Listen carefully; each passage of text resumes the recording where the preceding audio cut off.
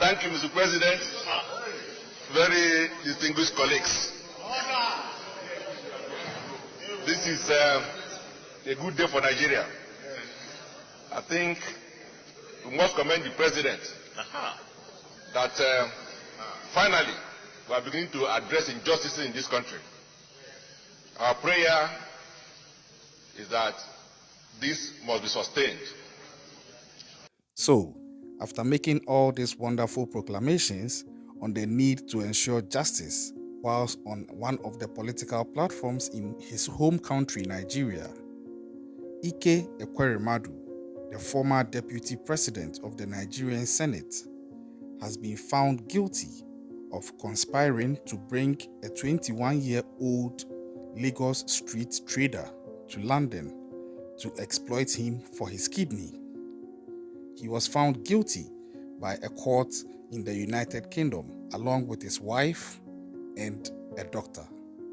Yes, so you see how it goes, where you would see somebody like this who should actually be a model citizen showing the way for how people to go about being able to go with what the law is expecting of them.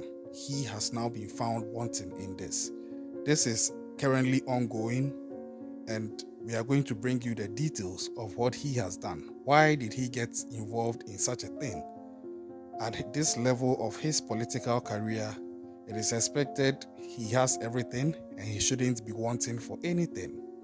But hey, the details of it is going to shock you, and you would realize that you don't have to believe everything you hear a politician say or advocate for, and you should also appreciate that everybody, I repeat, everybody has one problem or the other. If you are ready for this true crime story, just buckle up and let's go. Ike Ekweremadu, who is 60 years old, is the former deputy president of the Nigerian Senate. He has been found guilty of this crime along with his wife and another doctor who is also 51 years old. His wife, simply called Beatrice in this case, and the other culprit, the doctor, by name Dr. Obeta, were found guilty of facilitating the travel of a young man to Britain with a view to exploiting him. So, this case traveled a couple of weeks, and these are the findings that came to light. It was begging the question that, in the first place, why were they trying to exploit this man for his kidney? Is it that Ike Ekweremadu, this powerful Nigerian politician, was actually sick and needed the kidney for himself? That is what anyone would think upon first hearing such a case, but it turns out that it was not for him. It was actually for his daughter. So someone would argue that, hey, well, then it seems to be an honorable thing where a father is going heaven and earth to ensure that his daughter's health is sort of improved, because it turns out that she has a kidney problem. I respect that a father or a parent decides to ensure that he does everything he can to get good health care for his ailing daughter. But then again, we shouldn't forget that it should be done legally. Key operative word here being legally. Now, the victim at the center of this issue cannot be named for legal reasons, but it reported that he was offered an illegal reward to become a donor for this senator's daughter after she had been diagnosed with a kidney disease, which actually forced her to drop out of a master's degree in film at Newcastle University. Her name, I reserve to mention, is out of the fact that we empathize with her and we think that she shouldn't be the center stage of this true crime piece. When her parents were tagged as being found guilty by the court, she was actually there herself and she was crying. It was a very emotional thing. But we go back to the genesis of the issue to understand how it ended the way it has ended now. It all starts from February 2022, where a man was falsely presented to a private renal unit at Royal Free Hospital in London as the senator's daughter's cousin in a failed attempt to persuade medics to carry out an 80,000 pound transplant. Now, for a fee, a medical secretary at the hospital acted as an Igbo interpreter between the man and the doctors to help try to convince them he was an altruistic donor. The prosecutor went on to further indicate to the court that the Ekweremadus and the other doctor, Obeta, had treated the man and other potential donors as disposable assets. In other words, this senator and his doctor accomplice were treating the man like he was a spare parts donor and he was just going to be rewarded for that. And it seemed they had cold emotional intentions towards this person. They didn't even treat the person like he was a fellow human being like they were.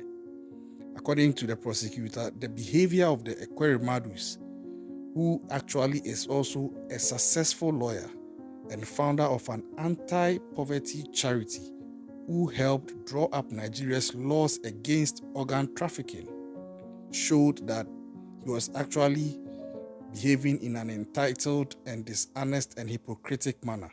Exactly.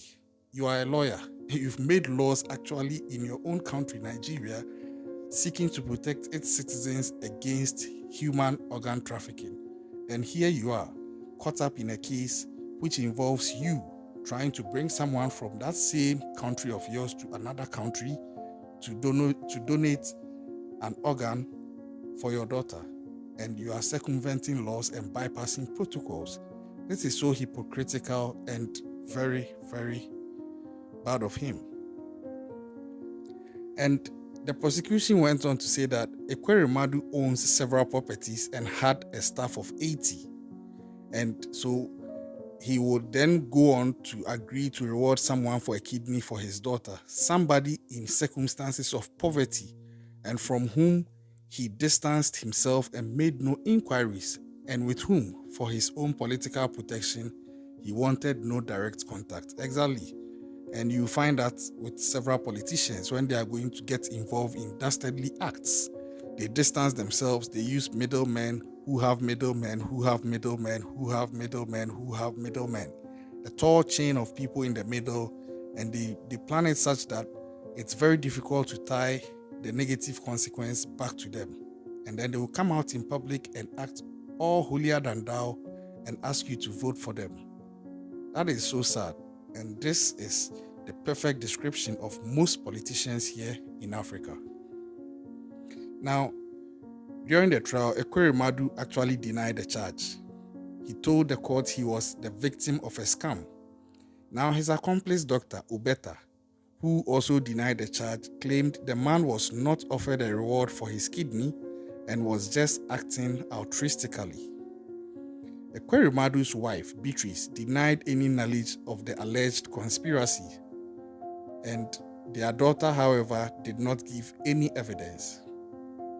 However, WhatsApp messages shown to the court revealed the doctor accomplice called Obeta charged Ekweremadu a whopping 4.5 million naira, which is equivalent to about 8,000 pounds, made up of an agent fee and a donor fee. So then where did the money go? If he, the politician, is saying he wasn't aware of this and it was a scam, how come he paid money for it? So Ekweremadu and Obeta admitted falsely claiming the man was their daughter's cousin in his visa application and in documents presented to the hospital. And these are documents that this same politician and this same doctor friend of his facilitated. So where from the scam? Where from the allegation that you, this politician, you were scammed? It just doesn't add up. And this is the problem with most African politicians. Even when they've been caught pants down, they will still be denying. And they will still be trying to pass themselves off as a victim. But here you are even falsifying information on documents you've helped prepare for this alleged donor. Now, The prosecution indicated that Ekweremadu ignored medical advice to find a donor for his daughter among genuine family members. He said at no point in time was there ever any intention for a family member close, medium, or distant to do what could be paid for from a pool of donors. So, again, you see that this politician is looking at the interest of not just his daughter, but the selfish interest to protect his family as well. He doesn't even want to risk the life of any of his family members, although he's been advised that it would be safer if it came from one of them. He's saying that if it's something that I can pay an outsider to do and take the risk, then I might as well do so and save any member of my family the trouble of having to go through the risk. It makes sense, but under the laws of donor and organ donation, it's not right. Now, the court is set to pass sentence on the 5th of May.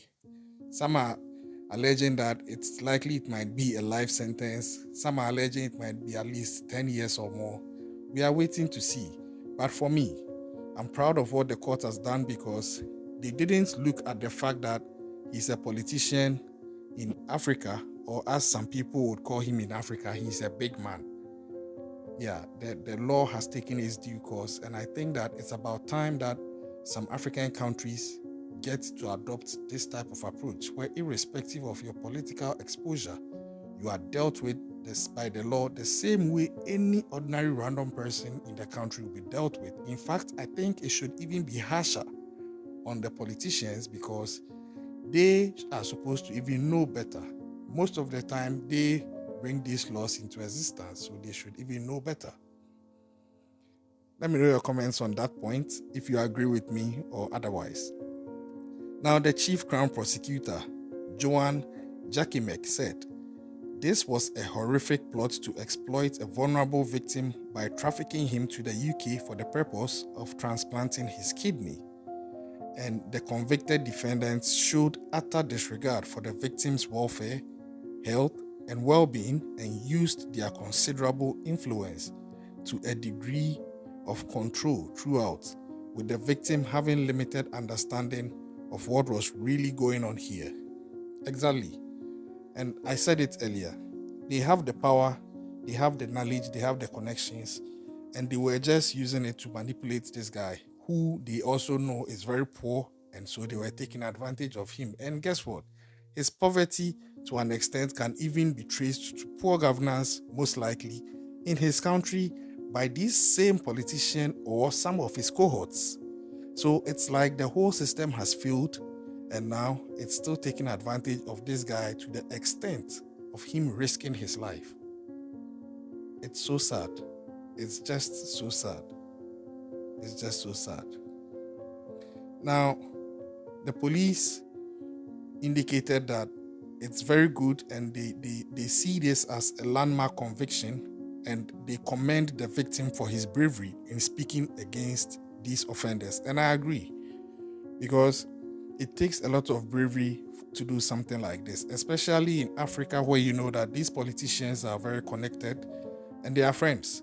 If one of them gets upset with you, you should expect that most of them are going to get upset with you, because they will line up against you and you'll be the odd one out and be ostracized, especially when you are just one broke guy with little to no power to even step up to them.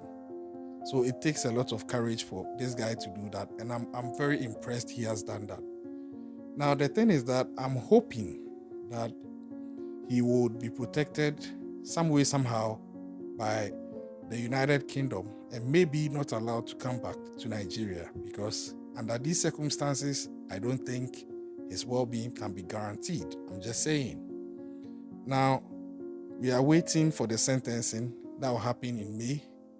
And like I said, I'm expecting the law will take its due course. I don't think the political elites or the government of Nigeria can influence the legal system in any way. So we wait to see, and I'll bring you the updates as soon as it's available. What do you think of this whole thing? Personally, I think that this politician should have known better. I think that it's unfortunate his daughter is going through this medical thing. I wish her a speedy recovery. I wish her somebody who would be actually ready to give her the kidney through the legal means. And I think it's so unfortunate. These are parents, I'm sure, who wanted to do the best for their sick daughter, but in so doing, they abuse the power, and they also have to pay because it has to do with another person's life, rightly so. Now subscribe to the channel if you haven't yet done so. It's free, but it means the whole world to us.